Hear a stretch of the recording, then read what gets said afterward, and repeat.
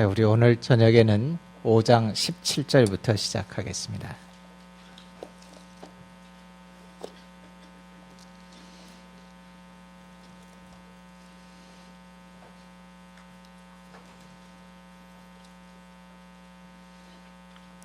제가 17절부터 20절까지 우리 하던 대로 한번 좀 교독을 하고 시작을 해보죠. 제가 홀수절을 읽고 여러분이 짝수절을 보시기 바랍니다. 마태복음 5장 17절부터입니다.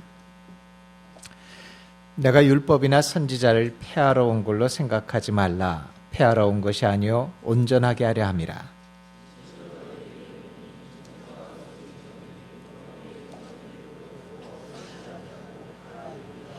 그러므로 누구든지 이 계명 중의 지극히 작은 것 하나라도 버리고 또 그같이 사람을 가르치는 자는 천국에서 지극히 작다 일컬음을 받을 것이요 누구든지 이를 행하며 가르치는 자는 천국에서 크다 일컬음을 받으리라.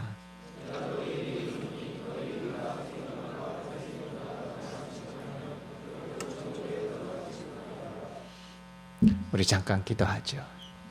하나님, 오늘 저녁에도 주님의 말씀을 저희들 봉독했습니다. 이 말씀을 제대로 깨닫도록 성령이 역사하시고 도와주옵소서. 주님의 이름으로 기도했습니다. 아멘. 제 진도가 너무 느려서 금요일까지 7장이 끝날 수 있는가 염려하는 분들이 있는 것 같습니다. 오늘은 좀 진도를 많이 나가도록 하겠습니다. 5장 17절에 가면 우리가 재미있는 걸 발견하게 됩니다. 예수님께서 의도적으로 그렇게 말씀을 하셨는지는 모르지만은 여기서 발견할 수 있는 것은 5장의 첫 부분에 5장 3절에서부터 시작해서 12절까지 나가는 팔복을 얘기할 때는 주님께서 의도적으로 3인칭을 씁니다. 즉 모든 사람에게 일반적인 얘기를 하신 것처럼 3인칭을 씁니다. 그 다음에 오늘 아침에 강의한 13절에서부터 16절까지 말씀하실 때는 2인칭을 씁니다. 근데 이제 오늘 저녁에 보게 될 말씀이 17절에서부터 20절에 가면은 1인칭으로 주어가 바뀌게 됩니다. 그러니까 3인칭에서 2인칭으로 그리고 2인칭에서 1인칭으로 되어지는데 어쩌면 이거는 점차 메시지가 깊어지고 있다라는 것을 보여주는 그런 것인지도 모르겠습니다. 처음에 3인칭을 쓸 때는 모든 사람을 향해서 우리가 문화를 거슬러 올라가는 카운터 컬처라는 반문화적인 가치관을 가져야 된다는 얘기를 한 다음에 제자들에게 그거를 적용시킵니다. 이제 너희들은 하고 2인칭을 쓰면서 이제 너희들은 그 가치관이 실제 삶 가운데 적용되어지는 이런 삶을 살아라라고 한 다음에 다시 이제 17절에 그러면 내가 말하노니 내가 하는 것은 뭐다라고 말씀을 시작하시는데 어쩌면 그것은 좀 더 깊이 있는 삶의 본질적인 차원까지를 말하려는 의도처럼 보여집니다. 우리가 두 가지를 배웠습니다. 하나는 뭐냐면 팔복에서 얘기하는 정말 세상을 거슬러 올라갈 만한 카운터 컬처를 살아가는 사람들의 가치관이 모여야 된다라는 얘기를 했고 빛과 소금에서는 착한 행실이라는 문제를 얘기했습니다. 예수님이 이제 이 부분에 가셔서는 이 두 개를 합쳐가지고 이것을 의라고 표현합니다.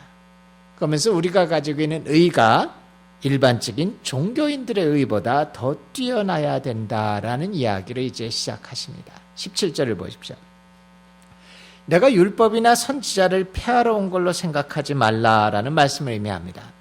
여기서 한 가지 짚고 넘어가야 될 게 있습니다. 그게 뭐냐면 율법과 선지자라는 표현입니다. 흔히 사람들은 여기서 눈에 들어오는 것은 율법이라는 단어가 들어옵니다. 그래서 바리새인들이 지키던 율법, 서기관들이 지키던 율법 혹은 십계명 뭐 이런 것들을 생각하실 겁니다. 근데 사실은 신약에 보면 재밌게도 율법과 선지자라는 표현이 몇 번이 나오는 경우가 있습니다. 결론부터 말씀드린다면은 율법과 선지자라고 얘기할 때 이것은 십계명을 의미하거나 바리새인들이 만드는 율법을 의미하지 않습니다. 율법과 선지자라는 말은 구약 전체를 의미하는 말입니다. 유대인들은 모세 오경을 율법이라고 토라라고 불렀고 그리고 나머지 구약 전체를 나비임이라 그래서 선지자의 말씀이라고 구분을 했습니다. 오늘날은 뭐 좀 더 세분화해서 모세 오경과 역사서와 시가서와 예언서가 있다. 뭐 이렇게 네 개로 나누지만은 실제 유대인들은 그렇게 안 나눴습니다. 토라와 나비임이라는 두 가지로 나눴습니다. 그래서 누가복음 24장 27절 같은 데 보면은 제자들이 예수께서 십자가에 돌아가신 뒤에 실망한 두 제자가 엠마오로 갈 때 주님이 그 두 제자에게 나타나서 말씀을 풀어주시죠. 근데 27절에 보면 이렇게 얘기합니다. 이에 모세와 모든 선지자의 글로 시작하여 모든 성경에 쓰여진 바라는 표현을 씁니다. 이때도 의미하는 것은 바로 구약 전체를 가르칩니다.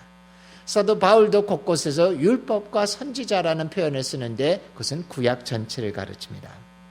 그다음에 예수님께서 내가 율법이나 선지자를 폐하러 온 것이 아니다라고 얘기하실 때는 어떤 십계명을 가르친다기보다는 구약의 말씀의 연장선상에 자기가 있다라는 것을 보여주려는 그런 의도로 말씀하시는 겁니다.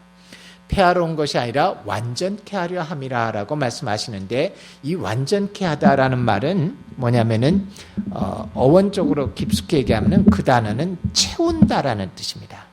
이 그릇에 물이 반만 차 있는데 완벽하게 그 아구에 차도록 채운다라는 의미를 가진 말이 완전케 하다라는 말입니다. 충만하게 해준다. 왜 갑자기 이런 말씀을 하시냐면은 아마 예수님은 우리에게는 이것이 조금 낯설지만 예수님은 꼭 하셔야 됐던 얘기 같아요. 유대인들에게 최고의 권위가 누구겠습니까? 모세입니다. 모세. 율법을 준 사람이거든요. 그 때문에 인간으로서 하나님 앞에서 최고의 사람을 유대인들은 모세라고 했습니다. 모든 권세는 모세에게 돌아갑니다. 그런데 예수님이 오셔서 감히 모세의 권능을 넘어서는 모세와 대칭되는 선포를 하기 시작하자 아마 많은 유대인들은 고개를 갸우뚱거리면서 Who are you? What are you? 당신 도대체 뭐 하는 겁니까? 그러면 당신이 모세보다 뛰어나다는 겁니까? 모세가 전한 율법에 대해서 당신이 누군데 감히 손을 대고 이렇게 하라 저렇게 하라는 말을 할 수 있습니까? 라는 질문을 했을 겁니다. 때문에 예수님께서는 모세로부터 내려온 구약 전체에 대한 얘기를 하셔야 됩니다. 그러면서 그는 얘기합니다. 내가 구약을 폐하려는 것이 아니다. 그 구약을 완전케 하려 내가 왔다라는 말씀을 하시는 겁니다. 구약은 세 가지 의미를 갖고 있기 때문에 예수님은 세 가지 의미를 이것을 완벽히 하십니다. 이건 중요하지 않기 때문에 제가 짤막하게 지나갈 텐데 구약의 가르침의 많은 부분은 교리적인 가르침입니다. 토라라는 말씀 자체가 어떤 의미를 가지냐면은 계시된 교훈이라는 말입니다. 하나님에 대해서, 인간에 대해서, 하나님의 심판에 대해서 교리를 가르칩니다. 다만 문제가 있는 것은 뭐냐면 구약의 교리는 완벽한 교리는 아닙니다. 때문에 신약을 빼놓고 구약만을 가지고선 교리를 세운다는 것은 굉장히 위험한 일입니다. 여러분이 나중에 신학을 공부를 하실 기회가 되면 좀 보시게 되겠지만 항상 교리를 만들 땐 거꾸로 갑니다. 그렇기 때문에 예수님께서는 뭐라 그러냐? 자신이 오셔서 복음을 통해서 교리를 완성시킨다는 겁니다. 구약에 주어진 교리들을 이제 완성시켜 주는 거죠. 또 하나는 뭐냐? 예언의 말씀입니다. 구약에도 많은 예언의 말씀이 있습니다. 근데 구약의 예언을 완성하는 분이 예수님이십니다. 십자가의 사건이 최종적으로 그 예언을 완성합니다. 세 번째는 윤리적인 교훈들이 구약에 들어있습니다. 근데 이 구약의 윤리는 완성된 윤리는 아닙니다. 그 때문에 우리가 오늘날의 시대에 있어서 잘못 구약의 윤리를 따라갔다가는 커다란 실수를 범합니다. 예를 들자면은 유럽 사람들이 미국을 처음 점령했을 때 그들은 뭐라고 얘기냐? 자기네들을 하나님이 가나안 땅에 보낸 이스라엘 백성과 같이 생각을 했습니다. 그래서 유명한 미국의 정치가들이 미국을 대륙을 점령해 나갈 때 인디언들을 완전히 멸종시켜 버렸습니다. 그때 그들이 한 얘기가 뭔지 아십니까? 하나님이 이스라엘 백성을 가나안 땅에 들어가게 했을 때 가나안 땅에는 모든 족속을 멸하라고 말씀하셨다. 근데 이스라엘이 그 명령을 신실하게 지키지 못했기 때문에 결국 이스라엘의 타락에 덫이 되고 넘어지게 됐다. 하나님께 순종했어야 된다. 자기네들은 새로운 이스라엘이고 이 미국 땅은 새로운 가나안 땅이기 때문에 이곳에 있는 모든 이방민족인 인디언들을 다 멸절시키는 것이 하나님이 주신 사명이라고 생각했습니다. 오늘날 그러면 큰일 납니다. 오늘날도 툭 하면은 이슬람들은 성전을 선포하고 이라크 전쟁과 중동 전쟁을 항상 성전이라고 합니다. 그들은 기독교와 이슬람의 전쟁이라고 봅니다. 우리는 그렇게 보지 않습니다. 그렇기 때문에 구약의 윤리는 그 당시 시대에 3000년 전에 그 당시 상황에서 적용할 수 있는 겁니다. 그렇기 때문에 불완전한 윤리입니다. 윤리의 기준을 찾을 때는 여러분들이 신약에서 예수님이 완성시킨 데서부터 시작을 하셔야 됩니다. 자, 이런 면에서 예수님께서는 구약의 말씀을 폐하러 온 것이 아니라 완전케 하셨고 실제로 완전케 하셨습니다. 그리고 말씀하십니다. 진실로 너에게 이르노니 천지가 없어지기 전에는 율법의 1.1획도 결코 없어지지 아니하고 다 이루리라. 여기서 선지자라는 말을 떼놓고 율법이라는 말만 하셨는데 그렇다 그래서 이것을 적은 의미로 보실 필요는 없습니다. 아마 구약과 선지자와 같은 의미라고 봅니다. 어떤 의미에서는 예수님이 완성시킨 말씀이라는 의미도 될 수 있을 겁니다. 그런 면에서 예수님께서는 이제 너희들이 이 말씀을 지켜야 된다라는 겁니다. 그리고 19절 20절에서 이 계명을 적은 것이라도 버리고 지키지 않는 자는 천국에서 지극히 작다 일컬음을 받을 것이며 이를 행하며 가르치는 자는 천국에서 크다 일컬음을 받으리라. 내가 너희에게 이르노니 너희의 의가 서기관과 바리새인보다 더 낫지 못하면 결코 천국에 들어가지 못하리라. 이런 말합니다. 서기관과 바리새인의 의보다 더 완벽할 수가 있겠는가라는 질문을 흔하게 받습니다. 흔히 우리는 인닥트린 됐기 때문에 서기관과 바리새인 하면은 인상이 별로 안 좋습니다. 예수님을 십자가에 못 박혀 죽인 사람들이고 외식하는 자들이고 회칠한 무덤이고 이렇게 생각하시지만 실제로 타임머신을 타고 예수님 당시에 돌아가 보신다라면은 이들은 어쩌면 종교적인 법에 잘못 매여 있었다고 할지언정 경건한 사람들이었습니다.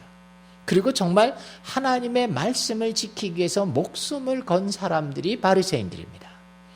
자기 소득의 11조를 바치는 것 그런 건 기본이고 심지어 자기 집 뒷마당에서 나오는 채소를 걷어들여도 그 채소의 10분의 1을 계산해서 주님께 드리고 자기네들에게 양념이 생겨도 그 양념의 10분의 1도 계산해서 주님께 드리고 그리고 혹시라도 주님의 계명을 율법을 어길까 봐 그들의 법에 의하면 1년에 속죄일날 하루 금식하면 되지만 조금이라도 그것을 어길까 봐 조금 더 하다가 나중에는 일주일에 이틀씩 금식을 하고 있고 이런 사람들이었습니다. 그렇기 때문에 많은 사람들은 예수님의 이 말씀을 들을 때 우리가 서기관과 바리새인보다 더 완벽히 의를 지킬 수 있을까라는 의문을 가졌을 겁니다. 실제로 서기관과 바리새인들은 248개의 행하라는 명령이 있었고 365개 하지 말라는 금지 명령을 갖고 있었습니다. 두 개를 합치면 613개의 명령을 가지고 있었습니다. 이걸 완벽히 지키는 게 가능하다고 생각하세요? 저는 가끔 불교책을 봅니다. 저는 신학교 교수니까 용서하십시오. 법구경도 보고 반야마라 밀다심경도 읽고 꾸란을 제가 많이 읽습니다. 여러 종교의 경전들을 저는 많이 읽는데 불교에 보면 이런 얘기가 나와요. 초기에 고타마 시다르타의 부처의 가르침을 주고 난 뒤에 부처가 인멸하고 나서 비구와 비구니들이 생깁니다. 근데 이들에게 계와 율을 줘요. 불교에서 계와 율이라는 건 뭐냐면 계는 그냥 지켜야 되는 거고 율은 지키지 않으면 징벌을 받는 거를 율이라 그럽니다. 그래서 계율을 줍니다. 근데 남자들에게는 비구에게는 한 3, 40개를 줬는데 비구니에게는 한 200개 가까운 계율을 줬습니다. 여자들에게는. 근데 문제가 생깁니다. 우리 이 바리새인들은 613개를 갖고 있었는데 비구들은 한 200개 정도를 계율을 갖고 있었는데 그들의 대답이 뭐냐? 도저히 이거를 문자적으로 지키고 사는 건 불가능합니다라고 데모가 일어납니다. 현실적으로 자기들이 보시를 받은 음식을 하루 중에 남겨서는 안 된다. 그러나 음식이 안 남을 수 없어요. 너희들이 음식을 남기면 안 되기 때문에 소금도 남기면 안 됩니다. 근데 소금이라는 게 그렇게 매일 생기는 게 아닌데 소금은 안 먹을 수도 없고 그러니까 온갖 편법들을 만들어가기 시작합니다. 그러면서 이 율법을 어떻게든 그 율법을 고토마시다르타가 부처님이 주신 거니까 지켜야 되긴 하지만 도저히 인간이 지킬 수 없기 때문에 그것을 자꾸 지킬 수 있도록 표면적이고 문자적으로 작게 해석을 해나가면서 간편화시켜 나갑니다. 거기에 반대하는 사람들이 생기고 결국 그래서 불교가 갈라집니다. 그래서 부파불교라는 수많은 불교로 갈라지기 시작합니다. 200개 정도의 계율을 가지고도 부파불교로 갈라지는데 바리새인들과 서기관들은 613개의 계명을 가지고 있었다는 겁니다. 그리고 그들은 인생의 전부 다의 목적이 뭐냐? 이 613개의 계명을 하나라도 어기지 않고 완벽히 지키기 위해서 세심하게 살아가는 겁니다. 안식일 날이 되면 내가 도대체 몇 메타를 걸어왔는지, 내가 들은 짐의 무게가 얼마인지, 율법을 혹시라도 어길까 봐 이런 삶을 살았던 사람입니다. 근데 예수께서는 뭐라고 말씀하시냐면은 너희들이 그 바리새인과 서기관들의 의보다 더 낫지 아니하면 천국에 들어가지 못할 것이다. 겁나는 얘기를 해주세요. 딴 얘기도 아니고 천국에 들어가지 못할 것이다 라는 얘기입니다. 이 의미를 어떻게 해석해야 되느냐 하면요, 여러분 중요한 것은 바리새인과 서기관의 의보다 더 나아야 된다는 말은 양보다 질을 얘기하는 겁니다. 사실 예수님께서는 그 뒷구절들이 이것을 보여주는데요. 지금 무슨 말이냐면, 그래, 서기관들 중에서 A급에 잘 사는 사람들은 한 248개 중에 다는 못 지켜도 한 200개는 지키고 산다. 그러니까 우리는 210개는 지키고 살자. 이런 양적인 얘기가 아닙니다. 예수님께서 얘기하는 건 뭐냐면, 바리새인들이 표면적으로 문자적으로 지키는 것에서 더 깊이 들어가서 그 율법이 가지고 있는 본질적이고 밑바닥적인 의도까지를 완벽히 지키는 삶에 도달하라는 겁니다. 문자적으로 무엇을 행하라, 무엇을 하지 말았다라는 그것을 지키는 데 급급한 게 아니라 더 깊숙이 들어가서 질적으로 그 말씀을 주신 것의 본질적인 의미가 무엇인가까지를 지키는 삶을 살아가라고 권하는 겁니다. 예를 들자면은 살인하지 말라. 예, 표면적이고 문자적인 뜻에 의하면 사람을 죽이지만 않으면 됩니다. 예수님께서는 뭐라고 얘기합니까? 단지 사람을 죽이지만 않으면 되는 게 아니라 그 말씀을 주셨을 때 본질적인 의도가 무엇인가를 찾아서 그것까지를 순종하는 차원 가운데 들어가라는 겁니다. 가능합니까? 가능합니다. 그것은 성령 때문에 가능합니다. 여러분들이 어제 저녁에 기도하는 거 보았고 오늘 아침에 제가 기도하는 것을 보았는데 여러분들 가운데 이런 의문들이 있습니다. 우리가 이것을 지킬 수 있겠습니까? 내가 어젯밤에 이 말씀을 듣고 나에 대해서 내가 이렇게 죄를 범하지 않고 살아야지라고 결심을 하고 자는데 아침에 일어나니까 내가 똑같다라는 어려움을 느낍니다. 여러분들의 결심과 여러분들의 신념으로 의지력으로 되지 않습니다. 그렇기 때문에 하나님께서 성령을 여러분 가운데 주십니다. 이 성령이 여러분들이 이런 삶을 살아가도록 변화시켜 갈 겁니다. 다만 성령의 말씀에 순종해서 따라가는 연습을 하시면 됩니다. 그때부터 변합니다. 예레미야 31장 33절에 보면 내가 나의 법을 그들 속에 두며 그 마음에 기록할 것이라. 뭔가 그 여러분 마음속에 뭔가 이 말씀이 살아있을 거라는 겁니다. 에스겔서 36장 27절에 보면 내 신을 너희 속에 두어 너희로 내 율례를 행하게 하리라. 여기서 신이라고 얘기하는데 성령입니다. 신약에서는. 내 성령을 너희 속에 둬서 내 율법을 지키도록 행하게 해줄 것이라는 겁니다. 자, 이런 정도를 얘기하고 이제 조금 더 본론에 들어가 보죠. 제가 율법을 이렇게 해석하면은 산상수훈의 율법에 대한 오해들을 좀 풀어갈 수 있습니다. 제가 첫 시간에 얘기한 대로 산상수훈은 율법을 준수해야 되는 율법주의로 해석해서는 안 된다고 얘기했습니다. 율법이 구원을 이루어 간다는 것, 그건 우리는 아니라는 겁니다. 왜냐하면 로마서에서 아무도 율법의 행위로 하나님 앞에 의롭다함을 받을 육체가 없다고 선언했기 때문에 율법은 구원에 이르는 건 아닙니다. 그러나 조심해야 될 게 있습니다. 믿음으로 구원받는다는 걸 너무 강조하는 사람들에게는 알게 모르게 무율법주의에 빠질 위험이 있습니다. 믿음으로 내가 구원받았기 때문에 이제 행함에 대해서는 신경을 안 쓰는 겁니다. 여러분들이 마음속으로 에이 나는 그런 사람 아니야 라고 얘기하겠지만 이게 율법주의보다 오늘날 더 심각한 문제입니다. 요건 조금 있다가 제가 다시 얘기를 할 겁니다. 자, 그렇다면 율법주의도 아니고 무율법주의도 아니면은 도대체 복음적인 그리스도는 어떻게 해야 되는가? 믿음으로 구원받습니다. 그렇지만 구원받은 자는 하나님의 말씀을 선택이 아니라 철저히 순종하는 삶 가운데 가야 된다는 겁니다. 믿음과 행함이 동시에 있어야 된다는 얘기입니다. 오늘 제가 여러분들에게 저녁에 강조하고 싶은 말씀이 이겁니다. 행함이 없는 믿음은 아무 가치 없는 죽은 믿음이라는 걸 기억하십시오. 행함이 따라오지 않는 믿음은 아무 가치 없는 죽은 것이라는 걸 기억하십시오. 오늘 한국 교회가, 한국의 복음주의가 가장 커다란 약점을 가지고 있는데 그게 뭐냐? 바로 이겁니다. 믿음은 있는데 그 믿음만큼 행함이 따라오지 않고 있다는 겁니다. 행함으로 여러분의 믿음을 증명하지 못한다면, 행함이 없이 말과 교리로만 구성되어 있는 기독교는 죽은 기독교입니다. 한국 사회에서 기독교가 지금 바닥을 달리고 있죠.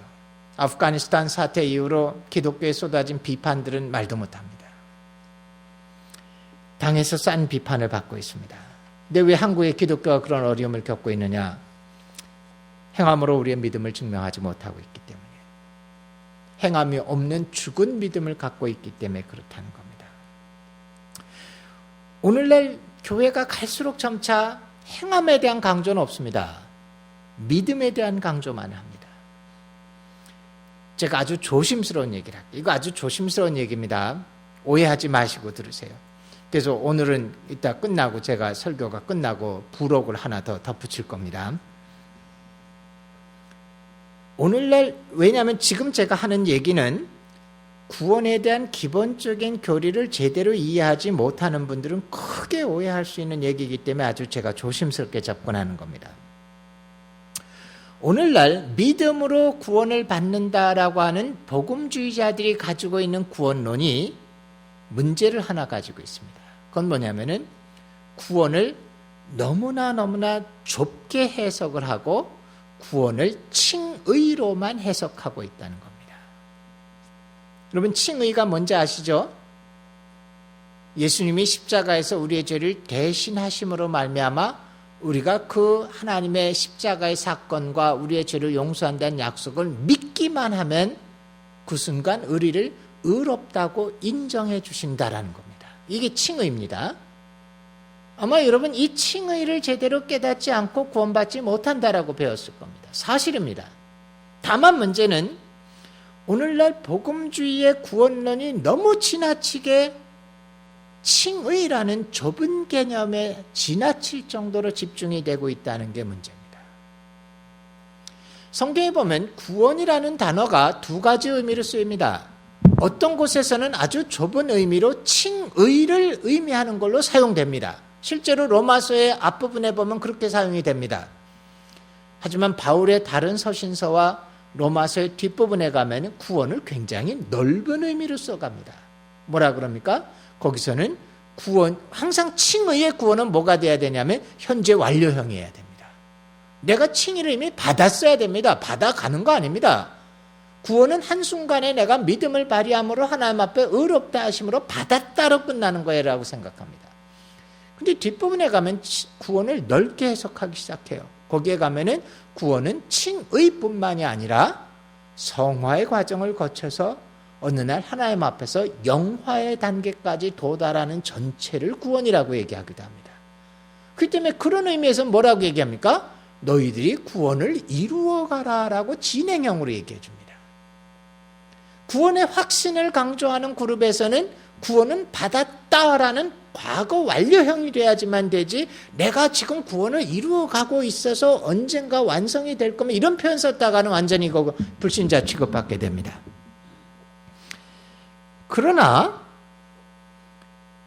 너무 좁은 이 구원은 솔직히 말하면 양면을 다 가지고 있어야 돼요. 칭의의 구원도 분명히 맞는 진리지만 동시에 구원이 넓은 의미로 칭의와 성화와 영화의 차원을 가진다는 것도 결코 버려서는 안 되는 두 가지 대등한 진리입니다. 근데 좁은 의미의 칭의에 너무 지나치게 강조점을 두다가 보면 어떤 일이 생기느냐? 내가 칭의를 받기만 하면, 의롭다함을 받기만 하면은 천국이 내게 보장되어 있다라는 생각을 가지게 됩니다. 그러면 천국이 보장됐는데, 그리고 천국에만 일단 들어가면은 우리한테는 믿음이 뭡니까? 천국에만 들어가면 다 쌤쌤해요. 거기는 차별도 없고, 거기선 더 잘난 놈도 더 못난 놈도 없고, 거긴 죄인도 없고, 천국에만 들어가면 everything is finished. 더 이상 뭐 할 거 없이 더 쌤쌤으로 끝나는 거. 이 개념을 잡고 있기 때문에 그럼 어떻게 됩니까? 내가 칭의를 받았고 천국에 들어가는 거 보장이 됐으면 사실은 그 다음에 내가 성화와 영화의 과정을 거쳐가야 된다는 건 머리로는 알지만 거기다 목숨 걸 일 없다고요. 내가 코피 나도록 힘써서 애써서 거룩한 삶을 살아가든 어쨌든 중요한 거는 의롭다함을 받았느냐, 그게 중요하다고 생각을 하거든요. 그래서 너 천국에 들어가도록 하나님이 약속의 보장을 받았느냐, 그것만 있다라면 천국 들어가면 다 쌤쌤이니까. 한마디로 뭐가 됩니까? 여러분, 내가 하나님 앞에 의롭다 하심을 받았느냐에 대해서는 두렵고 떨리는 마음으로 확인하고 체크하고 하지만 내가 지금 하나님이 원하시는 만큼 성화와 영화의 과정을 겪어가고 있느냐에 대해서는 그렇게 두렵고 떨리는 마음으로 점검하지 않게 됩니다. 천국이 보장되어 있으니까. 그러니까 실제로는 그리스도인의 삶 가운데서 은연중에 점차 행함과 나의 삶의 거룩함과 이런 거에 대해서는 얼마든지 타협이 됩니다. 그러면서 계속 문제가 생길 때마다 뭐를 확인합니까? 내가 의롭다함을 받았는가? 내가 칭의의 약속을 받았는가? 이것만을 거듭거듭 확인하고 그것만 확인이 되면 마음에 일단 위로가 됩니다. 그래, 난 천국에 가. 이 땅에서 거룩하게 살아야 되긴 하지 라고 하지만 힘은 빠져버렸습니다. 그래서 어느새 서서히 의식적으로 절대로 그렇게 인정 안 하지만 서서히 자기가 도덕 무용론적인 입장에 들어가게 되거나 타협론적인 입장에 들어갑니다. 더군다나 복음적인 교회는 입만 열면 뭐라고 얘기합니까? 행함으로 구원받지 못한다를 외칩니다. 행함으로 구원받지 못한다. 물론 이것은 맞는 말이지만은 점차 그것이 칭의를 강조하는 구원론에서는 어떻게 돼가냐? 서서히 행함은 그렇게 중요한 게 아니야. 중요한 건 믿음이야. 예수님이 하신 말씀을 내가 믿는 거, 예수님의 십자가의 사건을 믿는 거, 천국에 들어보내주겠다고 하신 하나님의 약속을 믿는 거, 그냥 매일 새벽 기도 나오면 눈물 펑펑 흘리면서 기도하는 거 뭐냐? 믿음을 주옵소서예요. 내 삶의 거룩함을 이루게 행함을 주옵소서. 이런 기도하면서 우는 사람 별로 못 봤어요. 하나님 내게 큰 믿음을 주십시오. 믿음을 달라고만 얘기합니다. 행함으로 구원받지 못한다는 말은 맞는 말이기도 하지만 정확하지 않은 말이기도 합니다. 행함으로 구원 못 받는 거 아닙니다. 행함으로는 칭의를 받지 못할 뿐입니다. 그러나 성화와 영화는 행함으로 하는 겁니다. 그렇기 때문에 여러분 이것에 대해서 문제를 가지면 이것을 상충된다고 생각하면 안 됩니다. 제가 지난번에도 한번 작년 여름 수양회 끝에 그런 얘기를 했지만은 왜 그렇게 성경에 보면은 믿으라는 말에는 새빨갛게 동그라미를 쳐놓고 강조하면서 성경에 사실은 믿으라는 단어보다 몇 배 더 많이 나오는 단어가 행하라는 거예요. 근데 그거는 밑줄을 치지도 않고 강조하지도 않습니다. 심지어 야고보서를 한번 보세요. 많은 사람들이 로마서 공부하고 나면 야고보서를 지푸라기 서신이라고 부릅니다. 불필요한 서신이라는 거예요. 그 유명한 칼빈이 한 얘기입니다. 마틴 루터가 한 얘기입니다. 마틴 루터는 믿음으로 얻는 구원을 강조하고 나서 뭐라고 하냐? 야고보서 성경에 없어야 될 책이라고 얘기했어요. 불필요한 책이라는 겁니다. 야고보서 2장 20절을 보십시오. 그가 이런 얘기를 합니다.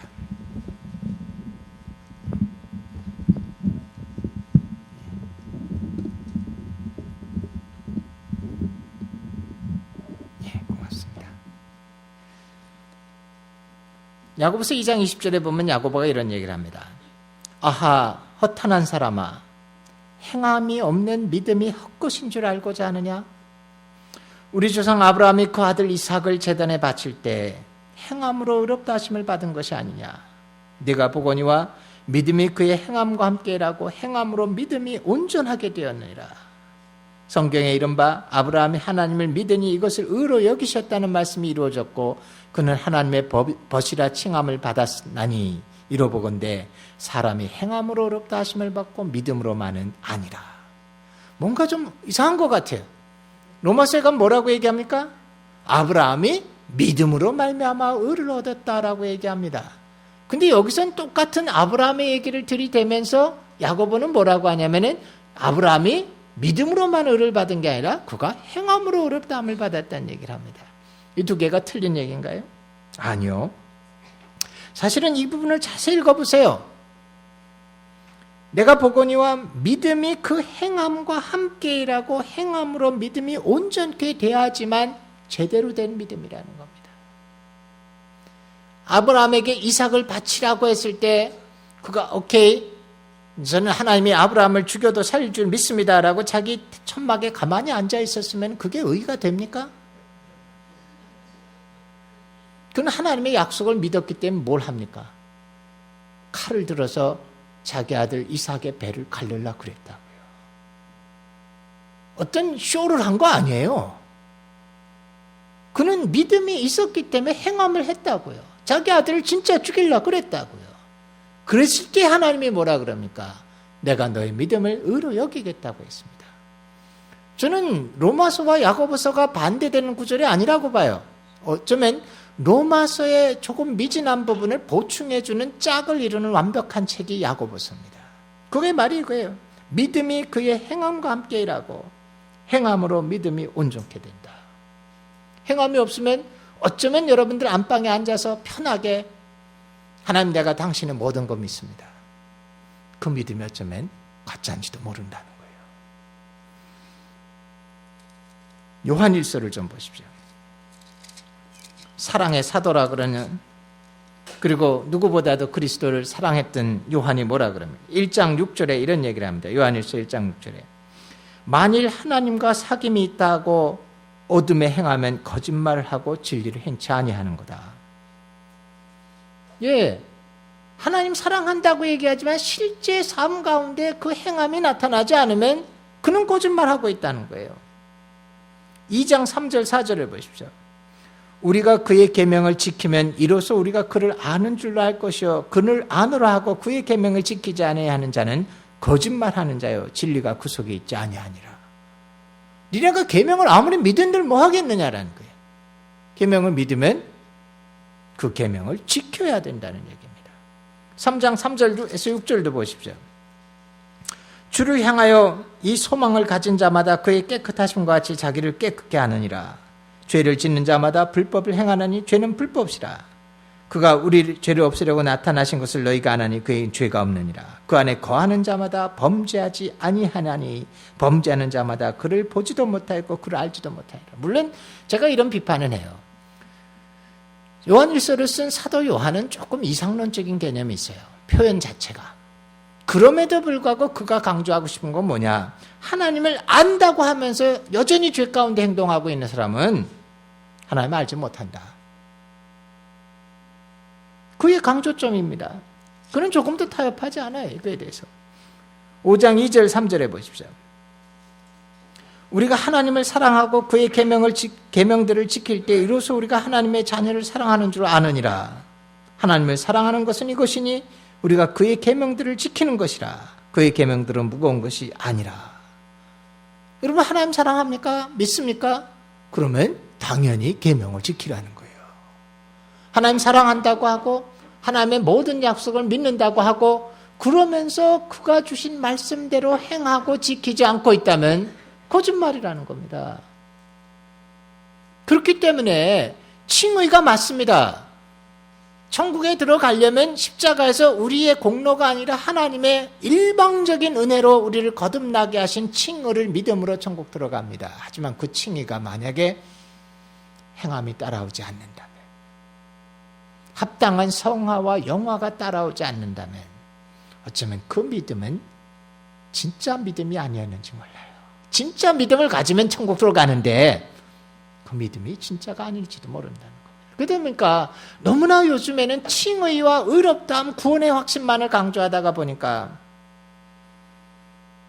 점차 그리스도의 삶 가운데는 행함은 없습니다. 저는 신학대학교 교수입니다. 매년 신학교에 들어오는 사람들을 면접을 합니다. 교수로서 16년 차, 17년 차니까 굉장히 많은 학생들을 면접을 받습니다. 저희 학교에 입학하려면 성적은 좀 낮아도 되지만 두 가지에 떨어지면 절대 못 들어옵니다. 하나는 구원의 확신이 있어야 됩니다. 하나는 하나님이 불렀다는 소명이 있어야 됩니다. 저는 지금까지 거의 1000명이 넘는 학생들을 개인적으로 면접하면서 그 질문을 해봤습니다. 근데 교회에서 가르쳐서 오는지 정답들을 기가 막히게 얘기합니다. 로마서 5장 몇 절, 요한복음 3장 몇 절, 줄줄줄줄 성경을 꿰차면서 저는 이거를 믿습니다. 구원의 확신이 있습니다. 믿을 수뿐이 없죠. 하나님의 약속을 믿는다는데. 근데 신학교에 집어넣고 나면은 전혀 안 그런 사람들을 많이 봅니다. 그의 삶 가운데. 심지어 제가 하나님을 아는가라는 고민을 하는 친구들을 봅니다. 저는 사실은 교육부가 정한 절차니까 합격은 시키는데 입학하면 학생 15명을 저에게 줍니다. 제가 1년 동안 그 학생들을 신앙을 가르쳐요. 목사가 되겠다는 신학생들을. 제가 한 학기 내내 집요하게 물고 늘어지는 게 뭔지 아세요? 너 구원 받았냐? 너 구원 받았냐? 간증문을 써오라 그래요. 그리고선 제가 빨간 볼펜을 갖고 새까맣게 그 구원 간증에다가 써놓습니다. 문제점들을. 그리고 마지막에 이렇게 형제야, 너 구원 받았는지 내가 잘 모르겠다. 다시 한번 써라. 다시 한번 써라. 4번, 5번을 바꿔 놓을 때가 있어요. 그리고 사실 그거 통과했다고 되는 거 아니에요. 그들의 삶을 봅니다. 그들의 삶이 하나님을 아는 자 같은지. 우리는 사실은 참된 거는 이거라고 생각합니다. 제가 지난번 원주에서 이 예화를 썼는지 안 썼는지 제가 기억이 잘 없는데 한국에 처음 기독교가 들어왔을 때 금광 얘기가 있었습니다. 한국은 사실 복음 전하기 참 어려운 나라였어요. 깊은 미신 가운데 있었고 중국인들이 기독교를 믿는데 거의 100년 걸렸습니다. 근데 한국인은 그거보다 사실 더 어려운 상황이었어요. 근데 초기에 어떻게 그렇게 기독교가 한국 사회를 뚫고 들어왔느냐, 그걸 보여주는 이유가 있습니다. 한국이 문호를 열자마자 소문이 나기를 한국이 금이 많은 나라라고 소문이 났습니다. 그래서 의외로 많은 미국 사람들이 들어와서 초기에 한국에서 금광을 시작했습니다. 그래서 한국 사람들을 광부로 써서 금을 캐냅니다. 근데 제일 큰 문제가 뭐냐? 한국 광부들이 정직한 사람이 아무도 없다는 거예요. 그들이 광산을 파고 들어가다 금괴가 있는 누런 돌만 발견하면 어떻게 되느냐? 정직하게 그것을 모아서 이렇게 내보내는 게 아니라 어떤 방법으로든지 그것을 훔쳐갖고 나갑니다. 그 누런 돌을 쪼개고 해서 옷길에 숨기든지 몸 안에 집어넣든지 온갖 방법으로 숨겨가서 나갑니다. 금광이 운영이 되지 않아요. 금이 나오긴 나오는데 실제로 이게 금으로 모이지 않거든요. 그 때문에 미국의 감독관들이 와서 쫓아다니면서 하는 게 뭐냐? 기술을 전수하는 게 아니라 감시하는 겁니다. 그래서 뭔가 누런 금괴만 나오면 그들이 먼저 외쳐야 됩니다. No touch, no touch. 그래서 한국말로 금괴가 노다지가 됐답니다. 근데 no touch, no touch 외치는 거예요. 이게 그들의 문제였는데 어느 날 이 금광의 주인에게, 미국인 주인에게 어느 한국인 금광 광부가 찾아왔습니다. 그리고 이런 얘기를 합니다. 당신에게 내가 고백할 게 있습니다. 그게 뭡니까? 저는 사실은 이 금광에서 수년 동안 일을 했습니다. 근데 저는 금을 볼 때마다 그 금을 조금씩 훔쳐나갔습니다. 제가 계산해 보니까 지난 수년 동안 제가 훔친 금의 양은 이만큼이 될 겁니다. 이 미국인 광산 주인이 놀래서 그를 쳐다보면서 이렇게 얘기했습니다. 당신 왜 나한테 와서 그런 고백을 합니까? 당신이 나에게 그것을 고백하면 나는 당신을 절도죄로 경찰에 넘겨야 되고 당신은 감옥에 가야 됩니다. 근데 왜 나에게 와서 그것을 고백합니까? 근데 그 광부가 딱 한마디 했습니다. 저는 예수님을 믿게 됐습니다. 전 예수님을 믿게 됐습니다. 저는 제가 지은 죄에 대해서 책임을 져야 된다는 걸 발견했습니다. 제가 잘못했습니다. 제가 책임을 지겠습니다. 저를 경찰에 보내십시오. 그 미국인 광산 주인이 그를 쳐다보다가 한참 보다가 이런 말을 했습니다. 난 당신을 경찰에 넘기지 않겠습니다. 대신 한 가지 부탁이 있습니다. 당신 주변에 예수 믿는 사람들이 있으면 내 광산에 데려오십시오. 그들을 광부로 쓰기 원합니다. 그 뒤로 그 광산은 예수 믿는 사람으로 광부들을 다 바꿨습니다. 그 광산은 아무도 금을 훔쳐가지 않았답니다. 그게 기독교 신앙입니다. 내가 금을 비록 훔쳤지만 하나님 앞에 눈물 한번 흘리고 회개함으로 끝난다고 생각하는 게 기독교가 아니라고요. 행함이 따라와야 됩니다. 행함이 따라와야 됩니다. 어제도 오늘도 제가 계속 얘기하지만 한국에 그렇게 많은 그리스도인들이 있고 심지어 이제는 숫자적으로 다수라고 얘기할 만한 숫자의 그리스도인이 있지만 왜 그렇게 기독교가 무기력합니까? 왜 그렇게 신앙에 힘이 없습니까? 오늘날 캠퍼스에서 기독교인이라고 말하는 것이 부끄러워진다는 세상으로 왜 변해갑니까? 70년대 후반부에는 예수 믿는 사람, 제가 처음 70년대 후반부에 전 예수 믿었습니다. 그때는 예수 믿고 나서 고개 들고 다녔습니다. 나 예수 믿는 사람이야. 요즘은 예수 믿는다는 거 드러내기 힘들다 그럽니다. 조용히 사는 겁니다. 혼자 믿고. 왜 이렇게 됐을까요? 왜 이렇게 됐을까요? 어쩌면 우리가 너무나 믿음으로 구원받으면 끝이다라는, 천국만 들어가면 쌤쌤이다라는 그 환상과 뭔가에 잘못 속아 있는지도 모릅니다. 저는 천국에 관심이 많아요. 제가 발견한 게 뭔지 아십니까? 요즘에 가르치는, 교회에서 가르치는 천국에 대한 가르침의 대부분이 성경에 없는 얘기입니다. 목사님들이 너무나 천국을 환상적으로 거짓말로 만들어내는 것 같아요. 천국 들어가는 거, 믿음으로 구원받았다는 거, 그거 어쩌면 아무것도 아닌지 몰라요. 제가 가끔 이런 비유를 씁니다.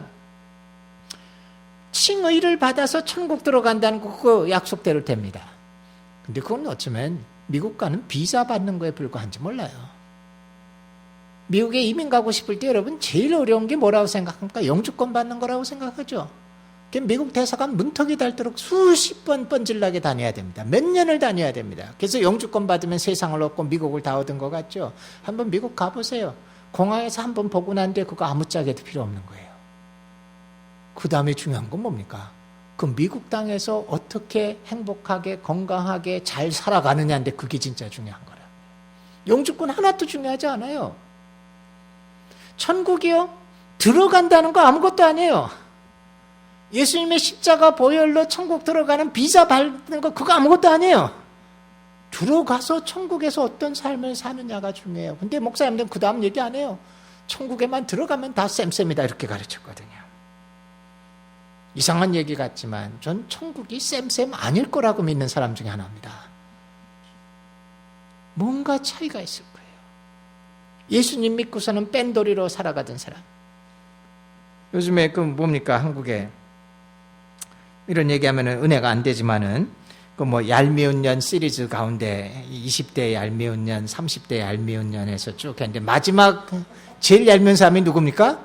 평생 죄 짓고 마음대로 살다가 죽기 하루 전에 예수 믿은 사람, 제일 얄미운 년이라는데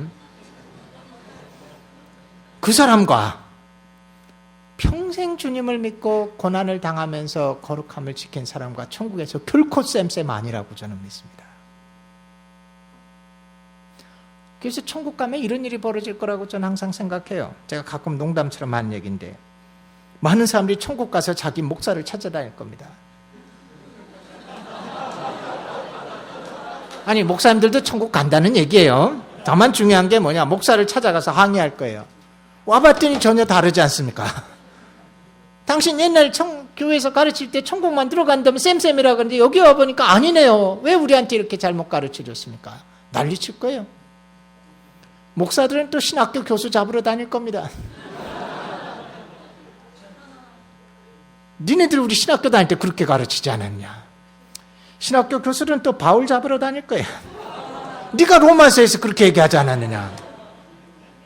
그럼 바울이 이제 열받기 시작합니다. 바울이 성격이 대단하거든요. 내가 언제 그렇게 얘기했느냐? 내가 로마서 뒤에 써놓은 건 니네 보지도 않고 앞부분만 보고서는 니들이 잘못했었겠지. 내가 언제 이렇게 얘기했느냐? 그럼 이제 고참들이 이제 끌어낼 거예요. 베드로 열받기 전에 가라.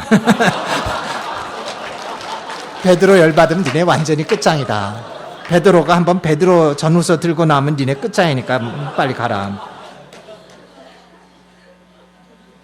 여러분, 천국은 환상 아니에요.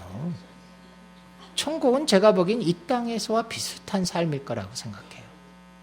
죄가 없지만. 기쁨과 슬픔이 있는지 그건 잘 모르겠어요. 기쁨이 있겠지만 슬픔이 있는지, 하지만 아무 차이가 없지는 절대로 않을 거라고 생각합니다. 성경이 딱 한 구절. 어느 날 새 예루살렘에 임했을 때 거기는 더 이상 아픔도 슬픔도 고통도 눈물도 없다. 요 한 구절을 가지고 목사님들이 너무나 뻥튀기를 해가지고 그냥 천국에만 들어가면 everything is okay. No, 절대로 그렇게 안 될 거예요. 그래서 제가 한번 꽁트를 써봤어요. 왜냐하면 교리로 썼다간 이단이 될 가능성이 많으니까. 뭐 꽁트로 썼는데 어떻게 하겠습니까? 다만 아무에게도 보여주지 않았습니다. 우리 와이프에게도 안 보여주세요. 거기에 가면 제가 제 생각나는 대로 천국을 그림을 그려봤습니다. 천국에서도 문제가 있을 거예요. 천국에도 속상함이 있을 거고, 천국에도 억울함이 있을 거고. 근데 천국에 가면 제일 아마 놀라운 게 뭐냐? 이건 꽁트 얘기입니다. 교리로 믿으면 안 됩니다. 연금제도가 있을 거다. 굶어 죽지는 않지만 빈부차가 굉장히 클 것 같다. 연금을 제일 많이 받는 사람과 못 받는 사람이 있을 거다. 소문에 의하면 어떻게 천국에 들어왔는지 그건 아직 확인이 안 됐지만 연금을 제일 많이 받는 사람이 테레사 수녀일 거라는 소문이 있다. 이런 얘기 써봤어요. 행함이 결코 가치 없는 거 아닙니다.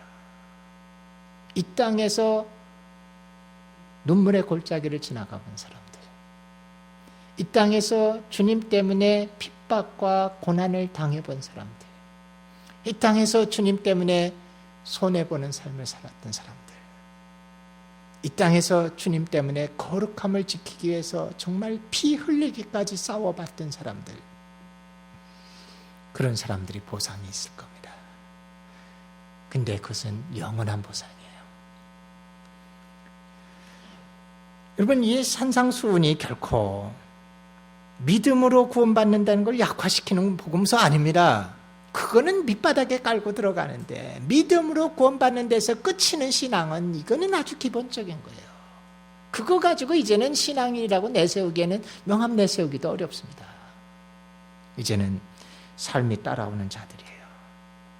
서기관과 바리새인하고 비교가 안 될 만큼 그 주님의 말씀에 본질을 깊숙이를 순종하는 사람들, 그런 사람들이 천국에 들어갈 수 있습니다.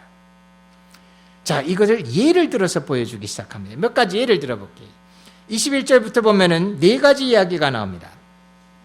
21절에서 26절까지에 보면은 살인하지 말라는 계명이 나옵니다.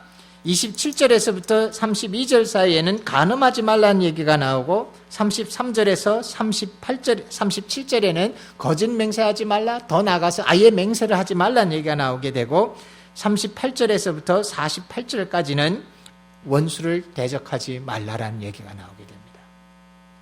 이거는 예수님께서 이제 예를 들어주는 거예요. 너희들이 내가 서기관과 바리새인들의 의보다 더 낫지 않으면 안 된다라고 얘기했는데, 도대체 바리새인들과 서기관의 의보다 더 나은 의를 만드는 것이 뭔지를 보여줍니다. 이 부분 해석할 만 재밌는 거 많아요. 예수님께서 아주 전형적으로 반복형의 말을 써요. 예수님이 하셨는지 마태가 썼는지 모르지만, 옛사람에게 이렇게 얘기했지만 나는 너희에게 이르노니 이렇게 하라라는 대조법을 씁니다. 옛사람의 너희가 이렇게 얘기하는 것을 너희가 들었으나 나는 너희에게 이르노니 이렇게 하라라는 다른 메시지를 줍니다. 이게 6번이 반복이 됩니다. 요 구절에서. 그래서 예수님께서 6개의 대조를 들여가면서 서기관과 바리새인들의 의와 내가 너희들에게 원한 의가 뭔가를 새롭게 해석을 해줍니다. 근데 이거 아주 제일 쉽게 해석하는 방법이 있어요. 하지 말라라는 단어를 전부 다 행하라로 바꿔버리면 됩니다. 그렇게 바꾸려면 뭐가 됩니까? 앞에 있는 단어에 반대말을 넣어야죠. 즉 살인하지 말라에 예수님이 가르치는 건 뭐냐? 살인의 반대 개념이 뭘까요? 요거를 잘 찾으면 이제 점수를 많이 얻는 겁니다. 살인의 반대 개념은 화목하라는 겁니다. 미워하고 다툼이 나기 때문에 살인이 벌어져요. 근데 살인하지 말라가 아니라 예수님이 하시는 건 뭐냐? 화목하라라는 거예요. 간음의 반대말은 뭘까요? 순결이에요. 간음하지 말라가 아니라 예수님 말하시는 건 뭐냐면 순결하라라는 겁니다. 거짓 맹세의 반대말이 뭘까요? 정직이에요. 거짓 맹세하지 말라는 게 아니라 예수님이 원하는 건 뭐냐? 너희들 정직하라라는 거예요. 원수의 반대말은 뭡니까? 사랑이에요. 원수를 대적하지 말라 수준이 아니라 내가 원하는 것은 사랑하라는 겁니다. 이게 소위 말하는 율법의 본질적인 데 들어가라는 거예요. 애들이 어릴 때는 항상 하지 말라 하지 말라 하지 말라가 입에 따라다녀요. 아마 이 수양에 제일 참석한 사람들 중에 제일 주니어 젊은 사람이 아마 제온유 같은데,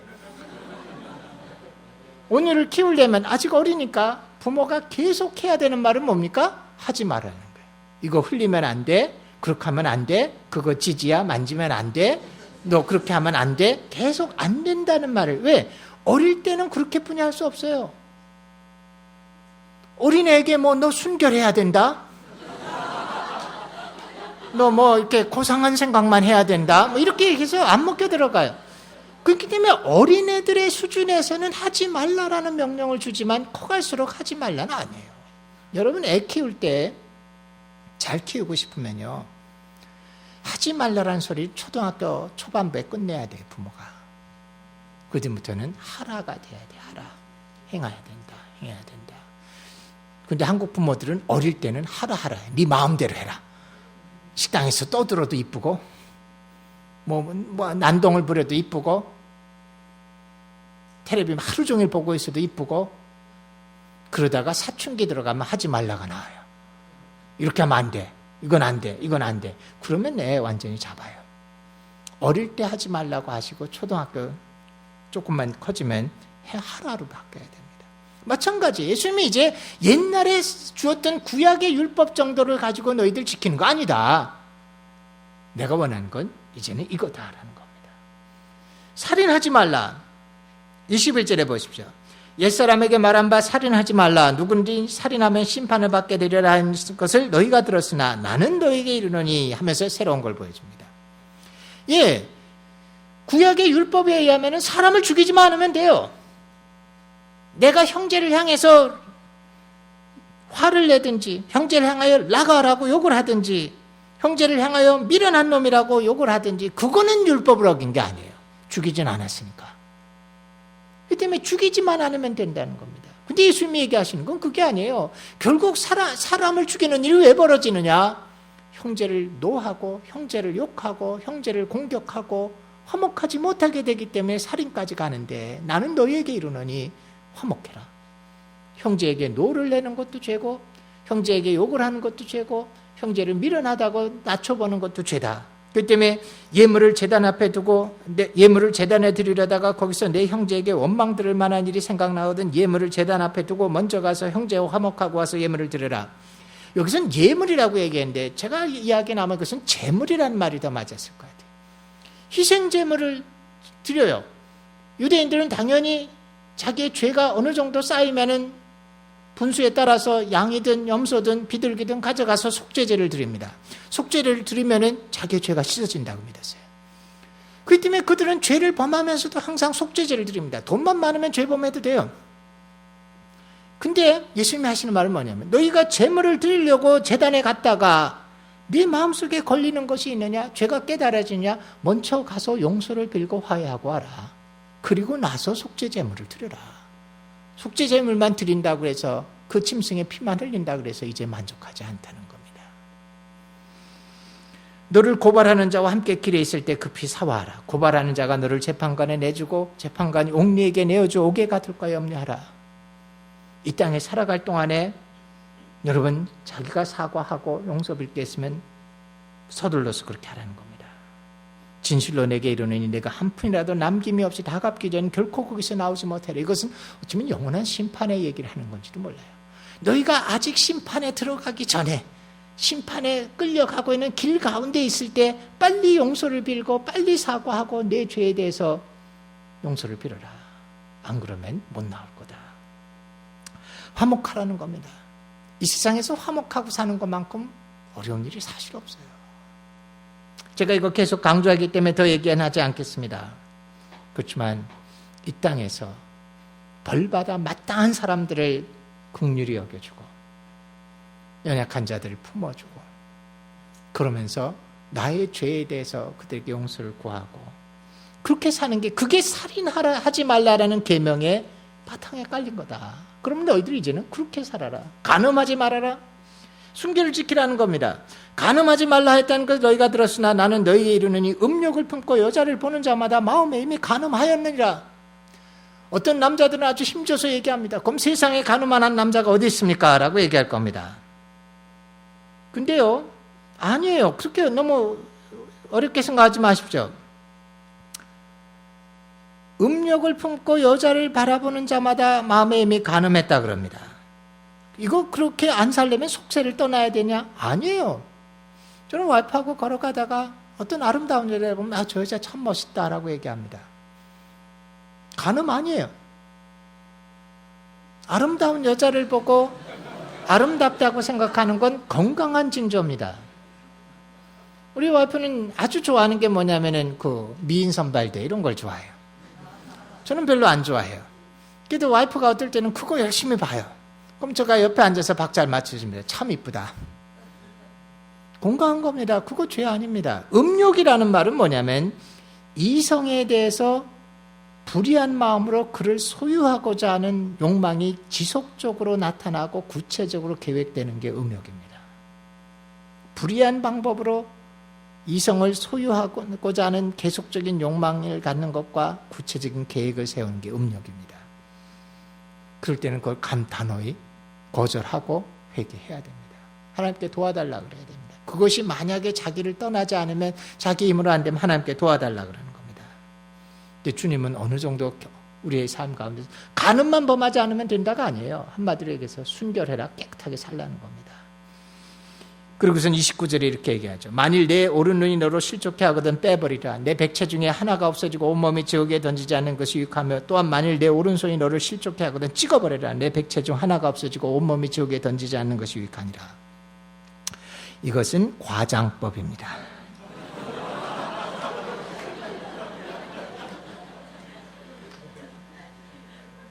실제로 예수님은 자기의 말씀 가운데 과장법과 강조법을 쓰십니다. 형제의 눈 속에 들보가 들었는데, 들보라는 게 이게 집에 석가래를 얘기하는 거거든요. 그게 사람 눈에 들어갑니까?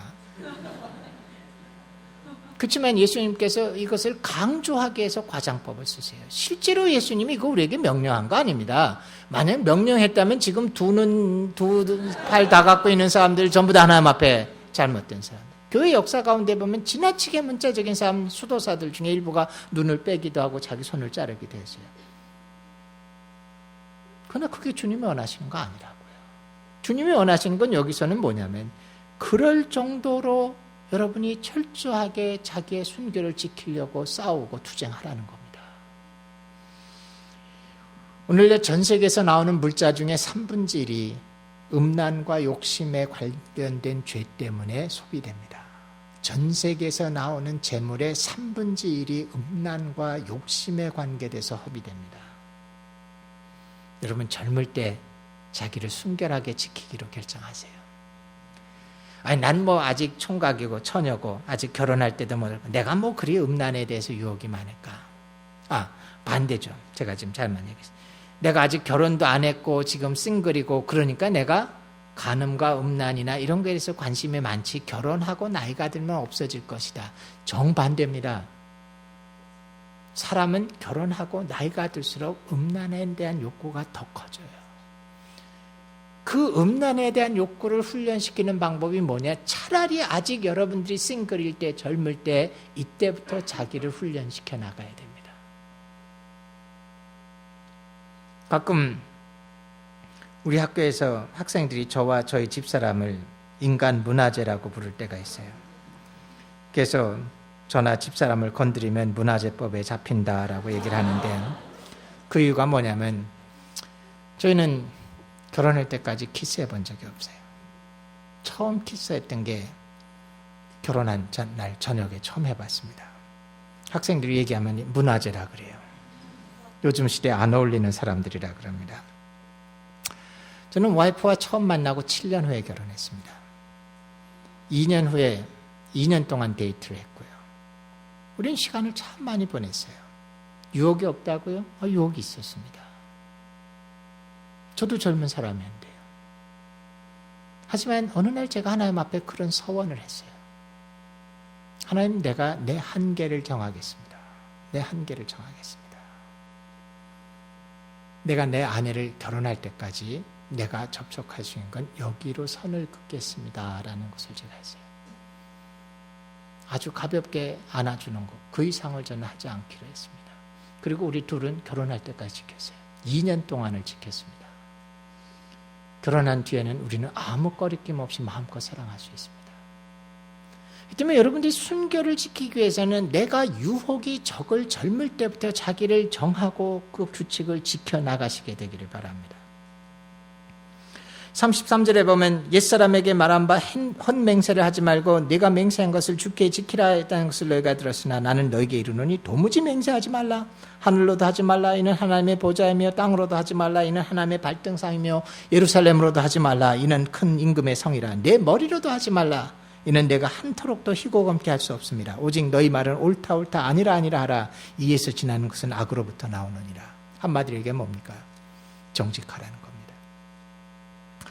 오늘날 참 우리에게 어려운 거 뭐냐? 정직이 깨지는 것 같습니다. 정직이라는 말도 이제는 안 쓰는 것 같아요. 애매한 경계를 얘기하면 조금 과장된 거, 조금 부풀린 거, 덧붙인 거, 이런 거 거짓말 아니라고 생각하고 있습니다. 아니요. 정직의 수준은 뭐냐? 맞는 건 맞는 거고 아닌 건 아니라 더 이상 말하지 말라는 겁니다. 한국 사회는 전통적으로 정직보다는 체면을 중시하는 문화다 보니까 한국에선 특별히 정직이란 덕목이 훈련이 되지 않습니다. 근데 여러분, 정말 피 흘리기까지 자기를 훈련시켜야 될 덕목 중에 하나가 정직함입니다. 넷이면 넷이라고만 얘기하세요. 5, 6이라고 하지 마세요. 남이 A라고 얘기했는데 거기다 살짝 살을 붙여서 A 플러스라고 얘기하지 마세요. 그것은 훈련이에요. 자기 자신을 철저히 정직하게 훈련시켜 나가지 않으면 어느새 자기가 느슨해지게 되고 자기의 삶 가운데 덧붙이고 과장하고 남의 말을 내 나름대로 해석하고 그러고선 아무 정직함도 못 느낍니다. 맞으면 맞고 아니면 아니다라고 자기가 철저히 하십시오. 틀렸을 때는 부끄러워도 즉시 정정하십시오. 젊을 때부터 이 훈련을 쌓아나가지 않으면 오늘날 여러분 그리스도인으로서 깨집니다. 오늘날 그리스도인들에게 제일 큰 약점이 뭐냐? 정직하지 않다는 겁니다. 믿을 수 없다는 거예요. 38절부터 보십시오. 또 눈은 눈으로 이는 이로 갚으라 했다는 것을 너희가 들었으나 여기가 이제 좀 해석이 필요합니다. 눈에는 눈으로, 이에는 이로 아주 잔인한 법칙처럼 여러분 들리죠? 아니요. 이거 잔인한 법칙 아닙니다. 굉장히 지키기 어려운 고도로 발달된 법칙이었습니다. 이 배경이 이렇습니다. 눈에는 눈, 이에는 이라는 건 모세시대에 주어진 율법입니다. 지금으로부터 3,500년 전입니다. 함무라비 법전인가 그런 법률 체계가 이 땅에 만들어지기 전의 얘기입니다. 법이 없었던 시절이에요. 어떤 일이 벌어지겠습니까? 이때는 무한보복의 시대입니다. 어떤 우리 애가 나가서 노는데 어떤 애가 와서 우리 애를 때려가지고 눈을 하나 멀게 했습니다. 애꾸가 되죠. 어떤 일이 벌어집니까? 지금 같으면 법이 있지만 법이 없던 옛날의 시대라면 집안 식구가 다 몰려가서 그놈을 붙잡아가지고 눈 하나가 아니라 완전히 때려 죽였을 겁니다. 어떤 사람이 내 동생을 때려서 앞니빨을 2개를 분질렀어요. 평생 동안 구멍이 뚫려서 살아야 됩니다. 틀리도 없던 시대니까. 그런 일을 당하면 어떻게 됩니까? 아마 집안 식구들이 다 몰려나가서 그 사람을 잡아가지고 이빨 2개가 아니라 이빨을 다 부러뜨렸을 겁니다. 무한보복의 시대예요. 그렇기 때문에 그런 시대에 하나님께서 한계를 정해주신 겁니다. 이거는 눈 하나를 상하게 했으면 니네가 보복할 수 있는 최대 한계가 눈 하나까지라는 거예요. 이빨 하나를 상하게 했으면 너희들이 그걸 보복할 수 있는 최대 한계가 이빨 하나라는 겁니다. 그렇기 때문에 이건 사실은 잔인한 법칙이 아니라 오늘날에 보면 마치 잔인한 법칙처럼 느껴지지만 그 당시로서는 상당히 고도로 발달된 법이었다라는 겁니다. 눈 하나에는 눈 하나까지만 보복하고 이빨 하나에는 이빨 하나까지만 보복하라는 겁니다. 그렇기 때문에 그 당시는 이 법칙을 지키는 것만 해도 대단한 거였습니다. 예수님께서 뭐라 그럽니까? 이렇게 너희가 들었으나 나는 너희에게 이르노니 악한 자를 대적지 말라. 누가 내 오른편은 뺨을 치거든 왼편도 돌려대라. 이게 참 재밌어요. 사람 한번 때려보세요. 지금 하라는 건 아닌데. 여러분이 사람을 때리면 오른쪽 뺨이 맞습니까? 왼편 뺨이 맞습니까? 왼편 뺨이 맞아요. 근데 오른쪽 뺨을 친다라는 것은 뭐냐면 우리에겐 좀 낯선 표현이지만 손등으로 사람을 때리는 겁니다. 그렇기 때문에 이스라엘의 그 당시 관습에서는 도저히 상대할 수 없는 천한 것들, 무시하는 사람을 할 때 손등으로 오른쪽 뺨을 치는 것이 관습입니다. 난 도대체 너 같은 건 내가 상대할 필요도 없다라고 완전히 차라리 내가 싸우면서 한 대 줘 맞았다. 뺨을 맞았다. 이거는 차라리 대등하게 싸움이라도 하는 건데 오른뺨을 맞았다는 건 뭐냐면은 완전히 그를 인격적으로 무시하고 너 같은 쓰레기는 내가 건드리지도 않겠다라고 하는 그런 무시하는 의미를 갖고 있습니다. 그것을 참아만 줘도 좋은데 주님께서 뭐라 그럽니까? 내가 대등할 때도 싸울 만한데 오른 왼뺨까지도 대주라. 너를 고발하여 속옷을 가지고자 하는 자에게 겉옷까지도 가지게 하라. 이거 아주 성경을 예리하게 보는 분들은 좀 잘못된 것 같습니다. 왜 속옷을 갖습니까? 겉옷을 가지면 가지지. 근데 이게 구약의 율법에 보면 있어요. 겉옷은 아무도 가져갈 수 없습니다. 심지어 내가 빚을 져서 저당을 잡혀서 겉옷을 뺏어가도 해가 지기 전에 돌려주라고 되어 있습니다. 가난한 자의 이불이기 때문에 덮고 자야 되기 때문에. 그렇기 때문에 아무리 내가 채권자 빚을 졌어도 내 겉옷을 아무도 못 뺏어갑니다. 그렇기 때문에 빚을 졌을 때 그들이 내게 요구할 수 있는 건 뭐냐? 속옷을 가져갈 수는 있어도 겉옷을 못 가져갑니다. 그건 법적으로 보장된 거예요. 때문에 누가 속옷을 가져간다고 했을 때 그 속옷만 그냥 뺏겨도 괜찮은 겁니다. 겉옷은 내가 심지어 빚을 져도 뺏어갈 수 없는 건데 뭐라고 얘기합니까? 속옷을 가져가지 않은 자에게 겉옷까지도 내주라. 누가 너로 억지로 오리를 가게 하든 그 사람과 심리를 동행하라. 이것도 배경에 있는 거예요. 로마가 지배하던 당시에 로마에는 군대들이 이동할 때마다 징집법이 있었습니다. 군대들이 이동하려면 많은 물자와 식량과 이런 것들이 가야 되는데 로마가 법을 발령했어요. 뭐라 그러냐? 길거리에서 아무나 붙잡아서 로마 군대의 짐들을 지고 가게 할 수 있었습니다. 다만 법이 있었는데 1마일까지만 지고 갈 수 있어요. 대략 우리말로 하면 오리 정도 되는 1마일까지만. 1마일 가면 그 사람은 내려놓고 또 다른 사람 붙잡아서 네가 지고 가라 할 수 있습니다. 그렇기 때문에 예수님께서 십자가를 지고 가시다가 힘들어서 쓰러지자 로마 군병이 옆에 있던 아무나 붙잡아서 구레네 시몬을 붙잡아서 네가 지고 가라라고 명령할 수 있었던 겁니다. 징집법에 의하면 로마 군대의 물자를 사람 잡아서 지고 가게 하거든요. 오리까지 1마일을 갈 수 있는 겁니다. 얼마나 더럽고 치사합니까? 한국으로 치자면 일제시대 때 일본 사람들이 와서 갑자기 길가에 있는 한국 사람들 붙잡아서 우리 물건 네가 지고 가라. 얼마나 더럽고 안 입고 내동댕이 치고 그렇습니까? 오리를 가주면 좋은데 오리만 가면 충분한데 근데 예수는 뭐라 그럽니까? 심리를 가주라. 이게 영어 표현에 이런 말이 있어요. another mile, another mile. 오리까지는 가주는 건 그리스도인에겐 덕도 아니에요. 왜? 그건 어쩔 수 없이 하는 법이거든요. 네가 정말 그리스도인이라면 another mile, 1마일을 더 가주었을 때 그것이 그리스도인이라는 겁니다. 이것이 우리들의 삶에서 나타나는 법칙이라는 겁니다. 원수를 사랑하라. 너희들은 이웃을 사랑하고 원수를 미워하라는 말을 들었다. 근데 사실 율법에 이런 거 없어요. 바리새인들이 만들어낸 말입니다. 원수를 미워하란 말 없습니다. 그러나 내가 너희들에게 이르는데 이웃만 사랑한다면 예수 안 믿는 사람들 다 하지 않느냐. 하나님 모르는 자들도 그 자기 좋아하는 사람 좋아하는 건 다 한다. 근데 너희들에게 이르노니 너희들이 예수 믿는 사람이라면 너희들은 더 나가야 된다. 뭐냐? 원수를 사랑해 주라.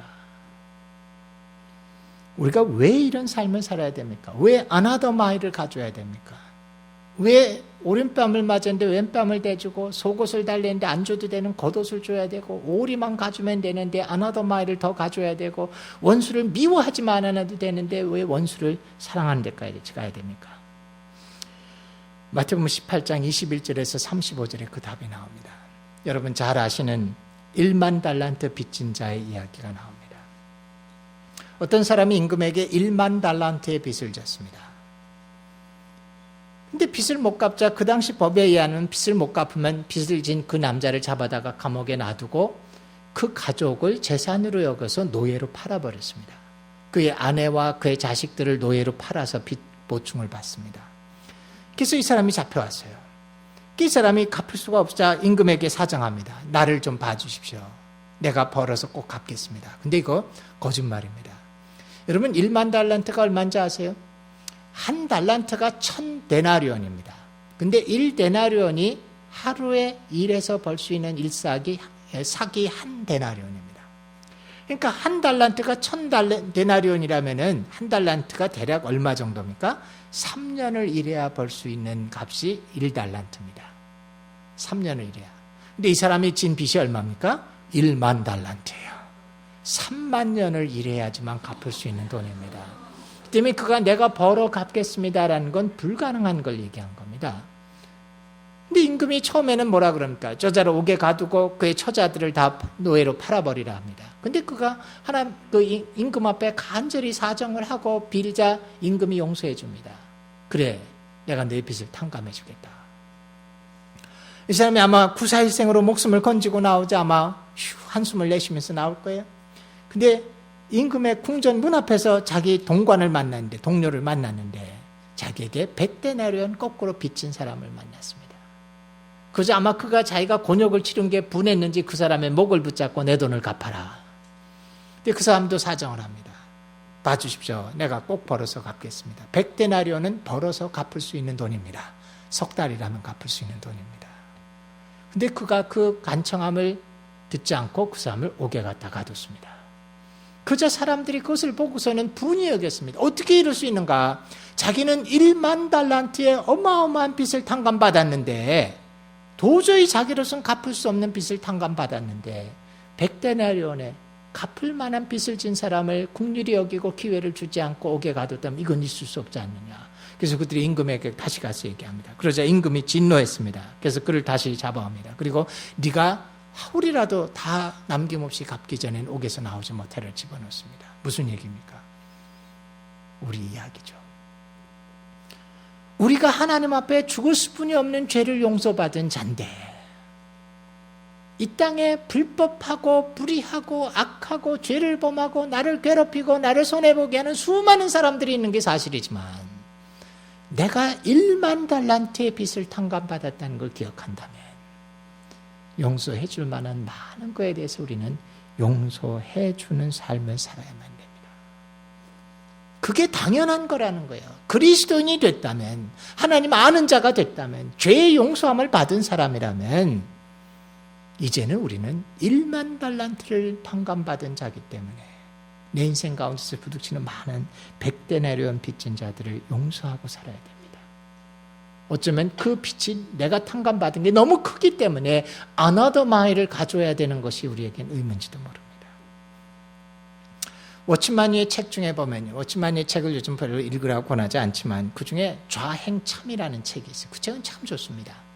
이런 이야기가 나와요. 어떤 중국의 계단식 논이 있는 지역에서 농사를 짓는 집사님이 있었습니다. 이 계단식 논은 산 꼭대기부터 산을 깎아서 논을 만들었기 때문에 천수답이에요. 하늘에서 비가 내리지 않으면 농사 짓기가 참 어려운 겁니다.